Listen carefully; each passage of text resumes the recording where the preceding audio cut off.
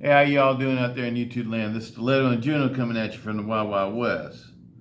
Well, this is just a part 3, the final video of the Polished Recon series.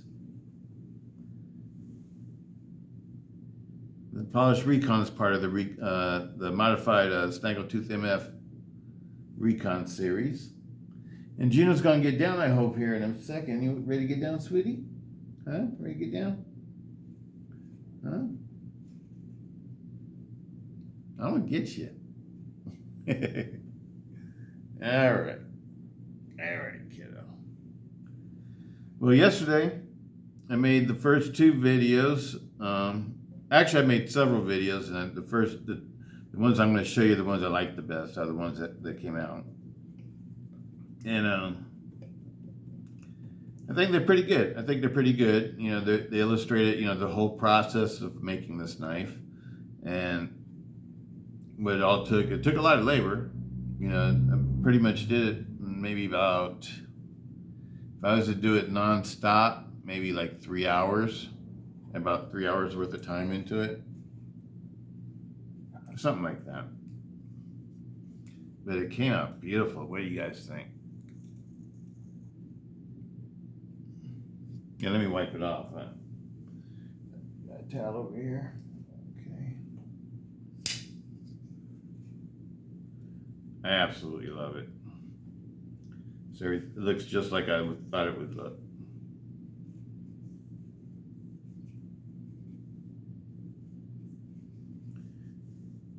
I've been wanting to do something with this polished Recon for a long time.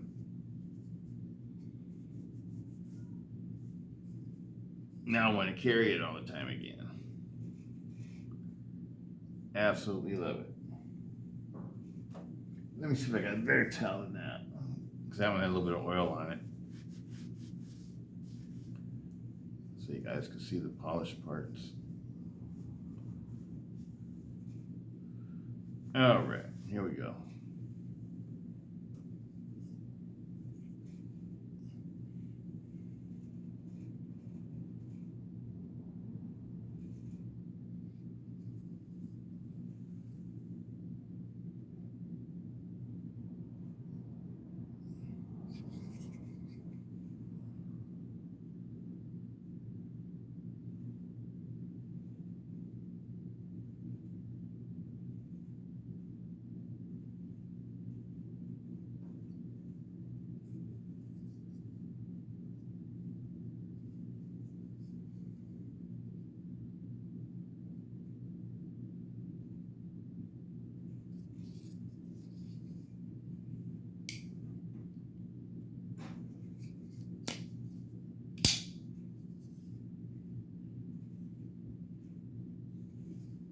Absolutely love these knives, people.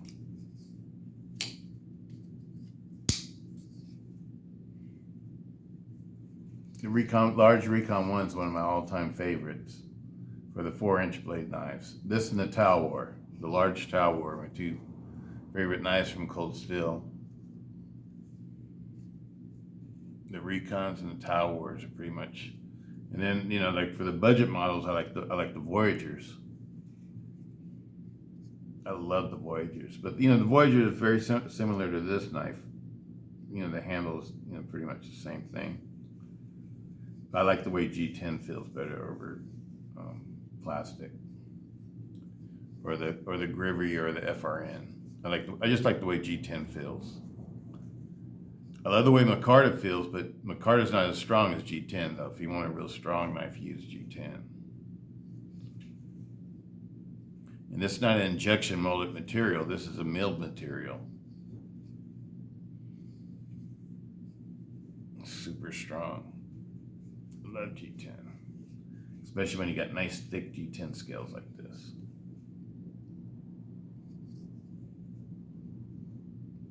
Absolutely love the way it came out, people. You guys saw the process.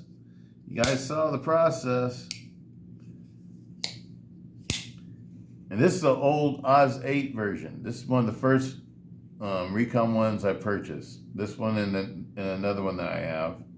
The other one that's all the way polished with the polished backspacer that you guys have seen. I don't use a pocket clip on, use it as a jacket pocket, leather jacket pocket knife. So I don't, that one doesn't have any of the SnaggleToothMF, the cog ring or the Snaggletooth wave feature on it. And I polished the wave feature on that too. I don't know if you guys can see that. But everything looks like jewelry. I love it. And first I was thinking about taking the Blades of Canada hardware from the other one, because I have two other ones. Take it from one of those and put it on here, make this all like polished hardware and pocket clip. I think I like it like this better, with the original black hardware that this knife came with. Just the colors sort of like, pop together, I think. The black and the blue and the polished parts, I think they look good together. So I think I'm just gonna leave it like this. I like it like this. Absolutely love it, people. I think it came out great.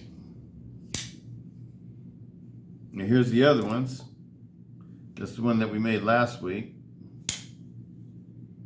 Difference between this one, this build, and this build, besides the parts being polished, is that I used the stock thumb stud on these. Because to me, the stock thumb stud is a little bit more comfortable than the Snaggletooth thumb stud.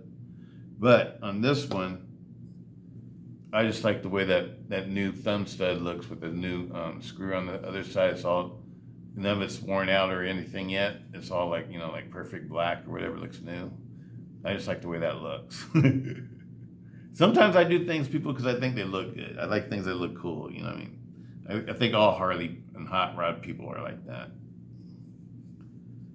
Sometimes, just do things because it has a little bit more sex appeal.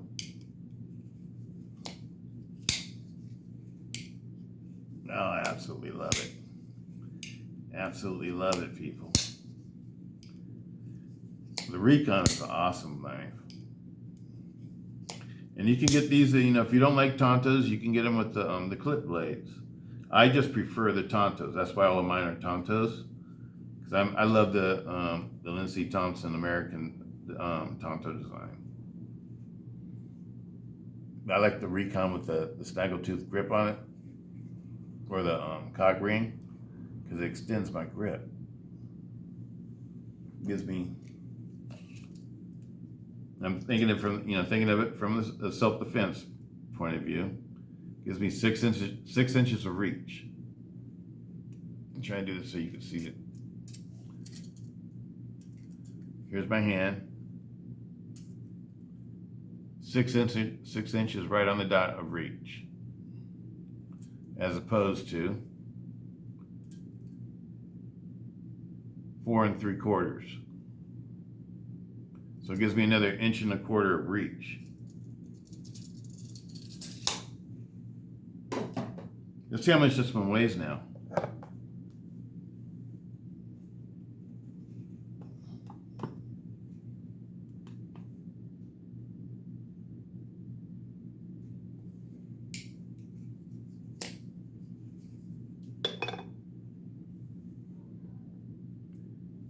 Five point six ounces. Okay, we gotta compare it to one of these. The G10 scales that feel the same. They both peel ply. This is a peel ply G10 scale. 5.5. So it lets you know that this G10 is legit, because the G10 is heavy, people. It's heavy compared to Micarta. It's heavy compared to Grivery. It's heavy compared to FRN. Even what do you call it? I'm going blank on something. Carbon fiber, even heavier than carbon fiber. The only thing that's heavier than the G10 is aluminum scales. Aluminum scales weigh a little bit more than G10 scales. The G10 is a very dense material. It's not like a plastic. A lot of people, I hear people call these handles plastic. They're not plastic, they're G10. You know what I mean? Get your facts right. It's just like you don't call carbon fiber plastic, right?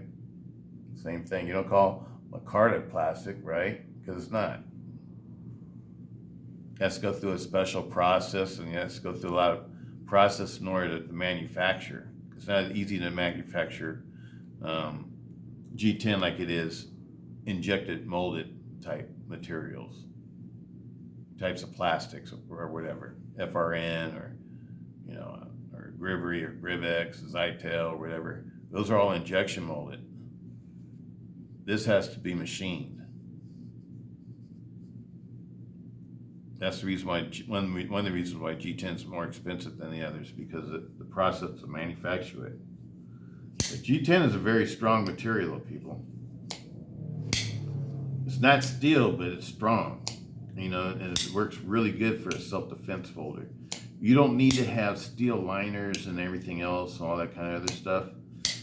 You just need thick G10 slabs, which will cut down the weight of having like aluminum liners and G10 slabs. That starts to make a heavy knife. That's like this knife. This knife is got the aluminum liners with G10 handle scales. The blade's a little bit thicker though, but the blade's shorter. Let's see how much it weighs compared to the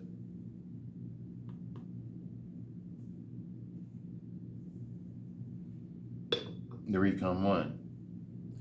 7.1 ounces. It's a Tanto too. 7.1 ounces. I absolutely love this knife though. Compared to 5.6 ounces. Which one would you rather have if you were in a fight for your life? Would you rather have the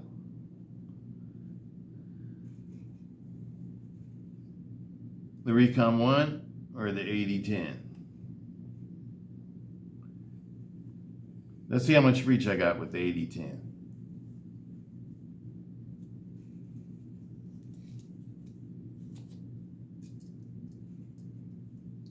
My hand's all the way back at the back of the handle now. I can't really go back anywhere else and have a nice, solid, and good combat grip. Okay? I got 4.5 inches of reach.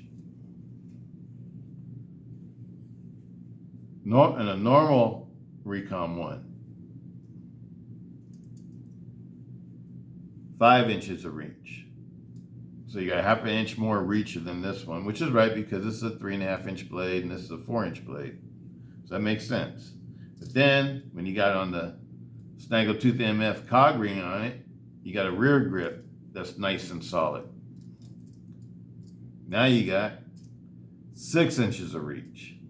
So now it starts to be a big reach difference.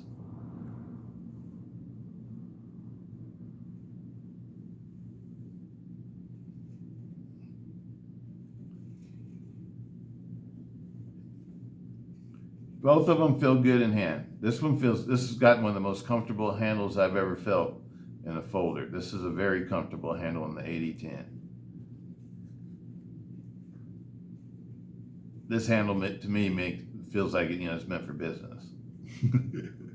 It's meant to be a working knife, like a working person's knife or a soldier's knife or, what have you. A law enforcement person's knife, a biker's knife. A goat smelling, cotton picking, gravy licking person's knife. I don't know. But anyway, what do you think, Juno? I just like the Recon because it's lightweight, so it's easy to carry. It's flat, doesn't have the same girth. 3 and 3 millimeter to 3.5 millimeter blade thickness is all I need for a self-defense tool. It's all I need for an everyday carry knife. So this is like the perfect size to me, and it's easy to conceal. It's not a knife that is hard to conceal. And it's a strong knife. Let me put this one away, sweetie. This one's sharp. That one's sharp, sweetie. I want you to step on it. But this knife to me is a very good knife. That's what I'm trying to tell y'all. And I think the large Tau War is a very good knife too. I think this knife and the large Tau War and the large size Voyagers, I think are some of the best knives that Cold Steel ever made. That's my personal opinion. The Voyagers, because it's just hard to beat a budget Voyager. You get Voyagers for like around 50, 60 bucks, 40 to $60, depending on what size you're getting. And anywhere from a large one to an extra large one in that price range. It's just an awesome knife for that amount of money. And then if you want to step it up, if you want to, start getting into the G10 or whatever, that's when you get the Recons. The Recons are like the G10. They've always been like the G10 versions of the Voyagers. And the original cold steel knives, the way Lindsey Thompson used to always like to make them, he used to like to make them without liners. I don't know if y'all know that. If you go look at some of the original knives that he's like mass producing, they were all like Zytel handles with Zytel backspacers. The ones I've shown you in my collection. And they didn't have any steel liners in them at all. These knives are way stronger than those because G10 is like way stronger than Zytel or Grivex or FRN. It's almost on par with steel, like a metal, like aluminum or something. But don't ever be afraid to get one of these knives because it just got G10 handles and there's no liners. To me, that makes these knives perfect because it makes them lightweight. Makes them lightweight with a real strong handle material, especially when you're talking about the Demko knives. All the old cold steel knives that Andrew Demko designed. This is one of them. He designed this knife. He designed them for strength. Back in the day, they put this knife through, this version of this knife with the Oz 8 blade through all the different torture tests and all that kind of stuff. It was this knife that they were using. So I don't knock Oz 8 because as a self-defense tool blade, I think it's perfect. It doesn't rust. At least mine don't rust because maybe it's because I polish them. Once you polish the metal, it like closes all the pores in the steel and stuff. And that makes it harder for them to get in that position where they rot in the first place. This one needs to go here now, huh? All right, people. Oh, got retirement. Time to retire something. The Spyderco's time to get retired. I absolutely love this one, buddy. I've carried this one for over a month. It's perfect. This is a perfect knife. And I'll probably still continue to carry it because I really like it. But it needs to go in this spot. And then we got one more coming in this spot. And that'll be it for this year, probably. But this is my drawer right now. This is my drawer. Got my Spyderco Military, my Spyderco Manix 2XL, my 8020S I made, or customized, whatever. And I engaged, 3.5-inch gauge that I've polished. My solid Pentagon, my 8010 Tanto, and my Ultimate Hunter. And then the rest are all my own. Recons. I love the Recons, people. These are the knives I carry the most in the city, are my Recons. And I like to carry them with all this stuff, with the cog rings and with the aluminum snaggle teeth on them too for weight devices. That's the way I roll around town. So all these knives will be getting used. I don't like to wear the same things every day. You know what I mean? So sometimes I want to wear Cheetos orange, tactical black, military green, and now I got a, what's that like? It looks like dress blues, huh? I don't know what to call this one. What's that blue flavor? Is it blueberry? I don't know. I got to think of something for it. I got to think of a name for it. Blue Oyster Cult. I don't know. What do you think? Blue suede shoes. Elvis Presley. Or how about Snoop Dogg? Gin and juice. I don't know what to call it. But anyway, that's it for this one, people. Absolutely loving it. Absolutely loving it. Turned out just the way I wanted it to turn out. It's perfect. No up and down blade play, no side to side. Fitting's perfect on it. Now it really looks like a custom Recon one. Anyway, people, peace out. Put these out for you. Stiletto.